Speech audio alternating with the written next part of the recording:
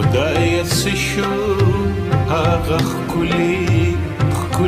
خلک په ظاهر په باطن سپین سپېڅلي خلک خدای څه شو هغه ښکلي خلک په ظاهر په باطن سپین سپېڅلي خلک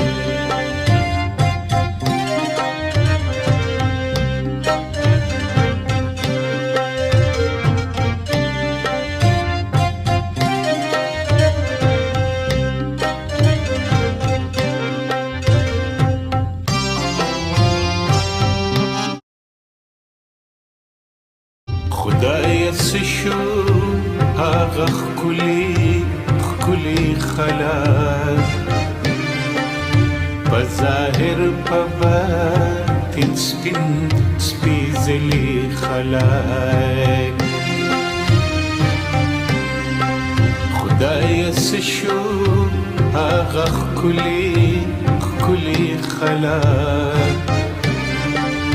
په ظاهر په باطن سپین سپېڅلي خلک